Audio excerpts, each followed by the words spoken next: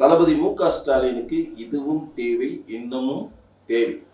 விவசாயிகளை என்னைக்கு ஒருவன் மதிக்க தெரியலையோ அன்னைக்கே அவன் நட்டாத்துல விழுந்துட்டான் தான் ஆரம்பம்.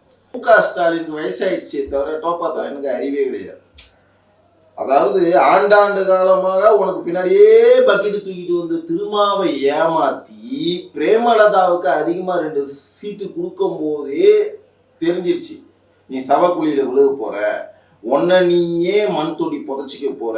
என்ன ஒண்ணு, திமுக படுதோல்வி அப்படிங்கிற ஹெட் நியூஸ்க்கு முன்னாடியே முதலமைச்சர் வேட்பாளர் மு.க. ஸ்டாலின் தன்னைத்தானே மாய்த்து கொண்டார்.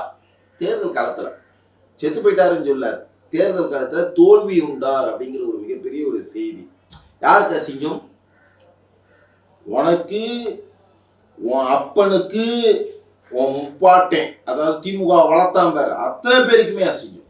லட்சமா ஆயிரமா செலவு பண்ணி கோடி கோடியா செலவு பண்ணி இந்த தேர்தல் கடத்தை எல்லாருமே காண்டிங்க. 10 பைசா செலவு பண்ணாம என் தம்பி விஜய் அப்படியே ஓவர்டேக் பண்ணி ஜெயிச்சுட்டு வந்துக்கிட்டே இருக்கு. அவ்வளவுதான். இன்னும் எதுக்கு உசுரோட இருக்க? இன்னும் முதலமைச்சர் தயவு செஞ்சு இந்த ஊடகம் வெளிவரும்போது மு.க. ஸ்டாலின் ராஜினாமா தயவு செஞ்சு ராஜினாமா பண்ணிரு. ஏமா துர்கா, ஏமா அந்த ஆளுக்கு எதுனா கோயிலில் உண்ட சோறு வாங்கி கொடு, துண்டு ஒரு வாரமா போட்டோம். இனிமே அந்த ஆளில் முதலமைச்சராக இருக்க தகுதியே கிடையாது. ஏதோ ஒரு நடிகைக்காக விஷம் குடிச்சான் உன் புள்ள, அவனுக்காக பார்த்தீங்கன்னா உன் அழுத்தத்தினால அவனுக்கு துணை முதலமைச்சர் கொடுத்தாங்க. ஓகேவா? அந்த பால்டாயிலே நீ வீணா போயிட்டான். உன் புருஷனுக்கே அங்கே வக்கில் போது உன் புள்ள வந்து என்னத்தை நட போறான், அறுத்துக்கிட்டே சூசைட் பண்ணாம இன்னும் உயிரோட இருக்கிறானா மானகட்ட மு.க. ஸ்டாலின்.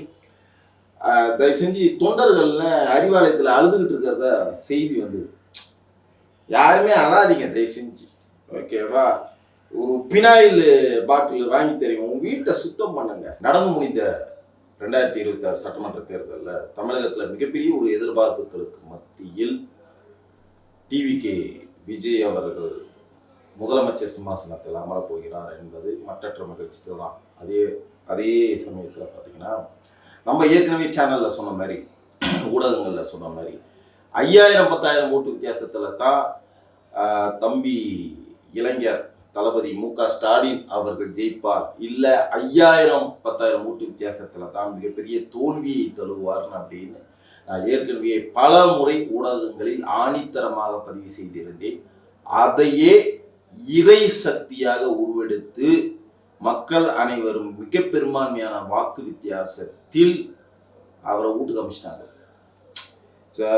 இதுல என்ன இப்ப நம்ம சொல்ல போறோம்னா, இது கிண்டலா நக்கலா எப்படி வேணா யாருன்னா எடுத்துங்க.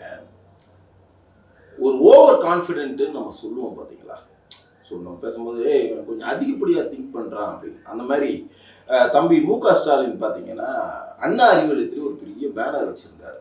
என்னன்னு கேட்டிங்கன்னா, இத்தனாவது நாள், இத்தனாவது வாரம், இத்தனாவது மணி நேரம் 2026 மீண்டும் நான் சிம்மாசனத்தில் முதலமைச்சராக அமருவேன் அப்படின்னு.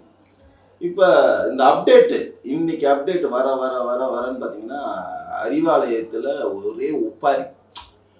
ஒரு 5000-10,000 பேருக்கு அன்னதானம், சாப்பாடு அப்படி இப்படின்னு என்னென்னமோ ரெடி பண்ணி வச்சுருந்தாங்க. எல்லாத்தையும் குப்பை தொட்டிக்கு போய் கொட்டாங்க. சேரு பந்தல்னு பெருசாக போட்டு வச்சுருந்தாங்க. அதையும் கேட்டி குப்பலாரியில் எதையும் போட்டானுங்க. அப்புறம் பார்த்தீங்கன்னா பெரிய எல்இடி டிவியில் ஒரு ஸ்க்ரீனில் போட்டிருந்தாங்க. நான் கொஞ்சம் சொன்னேன், இத்தனாவது மணி நேரம், இத்தனாவது நிமிஷம் நாங்கள் ஜெயிப்போம். அதை கேட்டி பார்த்தா தூக்கி போட்டாங்க. உட்காந்து நாய் சேகர்கிட்ட புலம்பின்றாரு. என்னடா மாப்பிள்ள, உன்னை நம்பி நான் இருந்தேன், நடுத்தரில் விட்டீங்களடா. தளபதி மு.க. ஸ்டாலினுக்கு இதுவும் தேவை, இன்னமும் தேவை. விவசாயிகளை என்னைக்கு ஒருவன் மதிக்க தெரியலையோ அன்னைக்கே அவன் நட்டாத்துல விழுந்துட்டான் தான் ஆரம்பம். கடந்த முறை தேர்தலில் அதிமுக மிகப்பெரிய ஒரு வீழ்ச்சி அடைந்ததுக்கு காரணம் விவசாயிகளை மதிக்காத காரணம் தான் அப்படின்னு தான் நான் சொல்லுவேன். எடப்பாடி அவர்களும் அதிமுகவும் என்னை தவறாக நினைத்தால் கூட பரவாயில்லை. அதே நிலைமையை தான், அதே வரிசையில் தான் தானும் அதை சுமந்து சென்றார் மு.க. ஸ்டாலின். விவசாயிகளையும் விவசாயிகளுடைய பிரதிநிதிகளையும் யாரையுமே எல்லளவு கூட மதிக்கல.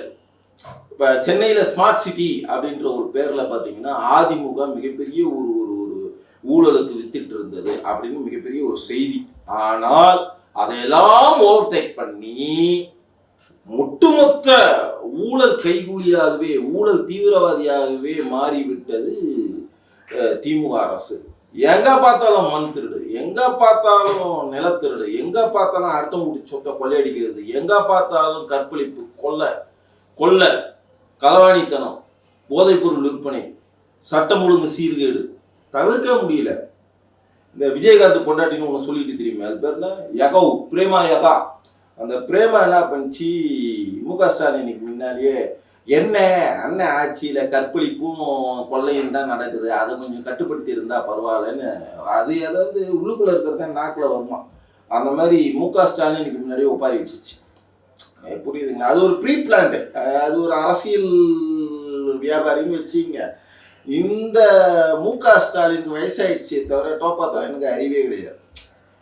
அதாவது ஆண்டாண்டு காலமாக உனக்கு பின்னாடியே பக்கெட்டு தூக்கிட்டு வந்து திருமாவை ஏமாத்தி பிரேமலதாவுக்கு அதிகமாக 2 சீட்டு கொடுக்கும் போதே தெரிஞ்சிருச்சு நீ சவக்குழியில் விழுக போற, உன்னை நீயே மண் தொடி புதைச்சிக்க போறன்னு. ஓகேவா? அதனுடைய பயன்தான், அதனுடைய பிரதிபலன் தான் இன்னைக்கு ரிசல்ட். என்ன ஒன்று, திமுக படுதோல்வி அப்படிங்கிற ஹெட் நியூஸ்க்கு முன்னாடியே முதலமைச்சர் வேட்பாளர் முக ஸ்டாலின் தன்னைத்தானே மாய்த்து கொண்டார். தேர்தல் களத்துல செத்து போயிட்டாருன்னு சொல்லார், தேர்தல் களத்துல தோல்வி உண்டார் அப்படிங்கிற ஒரு மிகப்பெரிய ஒரு செய்தி. யாருக்கு அசிங்கம்? உனக்கு, உன் அப்பனுக்கு, உன் முப்பாட்டேன், அதாவது திமுக வளர்த்தான் பேர் அத்தனை பேருக்குமே அசிங்கம். செய்கை சரியில்லாத காரணத்தால் இந்த பெரிய பேரழிவு காரணம். லட்சமா 1000 செலவு பண்ணி, கோடியா செலவு பண்ணி இந்த தேர்தல் கடத்தை எல்லாருமே காண்டிங்க. 10 விசா செலவு பண்ணாம என் தம்பி விஜய் அப்படியே ஓவர்டேக் பண்ணி ஜெயிச்சுட்டு வந்துக்கிட்டே இருக்கு. அவ்வளவுதான். இன்னும் எதுக்கு உசுரோட இருக்க? இன்னும் முதலமைச்சர் தயவு செஞ்சு இந்த ஊடகம் வெளிவரும்போது முக ஸ்டாலின் ராஜினாமா, தயவு செஞ்சு ராஜினாமா பண்ணிரு. ஏமா துர்கா, ஏமா அந்த ஆளுக்கு எதுனா கோயிலில் உண்ட சோறு வாங்கி கொடு, துண்டு ஒரு வாரமாக போட்டோம். இனிமேல் அந்த ஆளில் முதலமைச்சராக இருக்க தகுதியே கிடையாது. ஓகேவா? ஏதோ நீ கொடுத்த அழுத்தத்தில் ஏதோ ஒரு நடிகைக்காக விஷம் பிடிச்சான் உன் புள்ள, அவனுக்காக பார்த்தீங்கன்னா உன் அழுத்தத்தினால அவனுக்கு துணை முதலமைச்சர் கொடுத்தாங்க. ஓகேவா? அந்த பால்டாயிலே நீ வீணா போயிட்டான். உன் புருஷனுக்கே அங்கே வக்கில் என்னும் போது உன் புள்ள வந்து என்னத்தை நட போகிறான்? ஒண்ணுமே இல்லாம, ஒண்ணுமே கிடையாது. நேற்றுக்கு ஆரம்பிச்சான் தம்பி விஜய் கட்சியை ஓவர்டேக் பண்ணி இன்னைக்கு அரியணையில அமருகிறான் என்றால் மக்கள் செல்வாக்கு, விவசாயிகளுடைய செல்வாக்கு, இளைஞர்களுடைய செல்வாக்கு, மாணவர்களுடைய செல்வாக்கு. ஆனால் ஒட்டுமொத்தமாக அறுத்துக்கிட்டே சூசைட் பண்ணாம இன்னும் உயிரோட இருக்கிறானா மானகட்ட முக ஸ்டாலின். தயவு செஞ்சு தொண்டர்கள்ல அறிவாலயத்தில் அழுதுகிட்டு இருக்கிறத செய்தி வந்தது. யாருமே அழாதீங்க தயவு செஞ்சு. ஓகேவா? ஒரு பினாயில் பாட்டில் வாங்கி தெரியும், உங்க வீட்டை சுத்தம் பண்ணுங்க. இல்லை நான் கடைசி வரைக்கும் திமுக வேட்டியை தான் கட்டிக்கிட்டு வாழ்க கலைஞர், வாழ்க முக ஸ்டாலின், வாழ்க உதயநிதினு சொல்லிக்கிட்டு இருப்பேன்னா உன் தலைவருக்கு பால்டாயில் வாங்கி தரேன், அதுல பாதியை நீங்க குடிச்சிட்டு நீங்களும் செத்து போயிருக்கோம். எதுக்கு அழுதுகிட்டு இருக்கீங்க? ஓகேங்களா? ஒட்டுமொத்த திராவிட மாடல் சொல்லிக்கிட்டு இருக்க அத்தனை நாய்களும் திராவிட மானத்தை வாங்கி விட்டீங்க அப்படிங்கிறத உண்மை. எந்த ஒரு எதிர்பார்ப்பும் இல்லாம ஒட்டுமொத்த தமிழக மக்களும் 10 கோடி மக்களும் பார்த்தீங்கன்னா விஜயை தூக்கி விட்டுருக்கீங்க. உங்களுடைய நம்பிக்கை போகாது. மிகப்பெரிய ஒரு நிர்வாகம் உங்களை வந்தடையும், தமிழகம் இன்னும் தலைநிமிரும் அப்படிங்கிற நம்பிக்கையோடு தம்பி விஜய்க்கு என்னுடைய வாழ்த்துக்களை தெரிவிச்சுக்கிறேன் மேட் பாக்ஸ் சேனல் சார்பாக. நன்றி, வணக்கம்.